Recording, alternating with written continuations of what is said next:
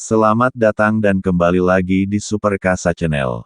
Hasil Timnas Indonesia U23 vs Timnas Taiwan U23 di kualifikasi Piala Asia U23 2024 sudah diketahui.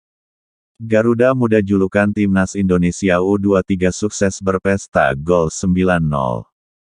Laga Timnas Indonesia U23 vs Timnas Taiwan U23 digelar di Stadion Manahan, Solo, Sabtu, tanggal 9 September tahun 2023, malam WIB. Gol-gol Timnas Indonesia U23 dicetak oleh Ramadan Sananta, 6, Rafael Struijk, 20, Witan Sulaiman, 30, Ilham Rio Fahmi, 40, Elkan Bagot, 55, Hoki Caraka, 78, Pratama Arhan, 84, dan Bres Marcelino Ferdinand, 3, dan 57. Timnas Indonesia U23 membuka laga dengan apik.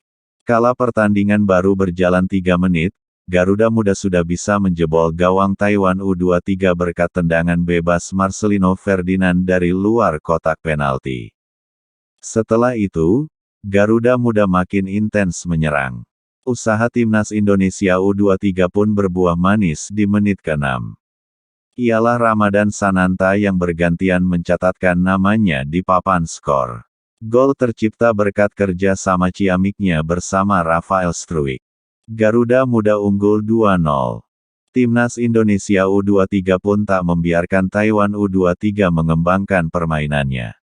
Alih-alih membalas gol Garuda Muda, mereka malah kebobolan lagi. Kali ini, Rafael Struijk yang mencatatkan namanya di papan skor.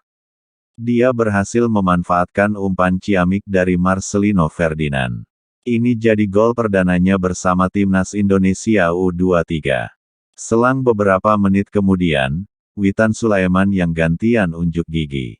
Dia berhasil mencetak gol ciamik usai memanfaatkan umpan lambung dari Ivar Jenner. Tak terbendung, dia langsung menceploskan bola ke gawang Taiwan U23. Timnas Indonesia U23 pun makin unggul 4-0.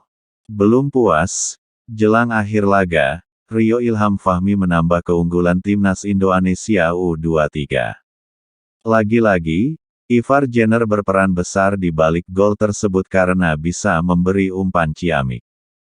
Laga babak pertama pun berakhir dengan keunggulan telak Timnas Indonesia U23 dengan skor 5-0. Perubahan ini membuat Timnas Indonesia U23 makin ciamik. Skuad Garuda Muda berhasil menambah keunggulannya.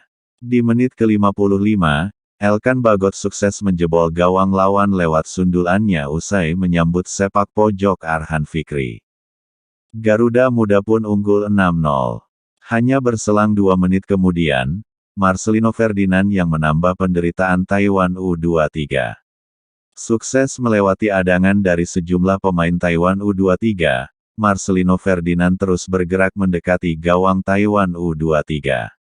Dia kemudian melepaskan tendangan ciamik lewat kaki kirinya yang tak bisa dibendung kiper lawan hingga berbuah gol.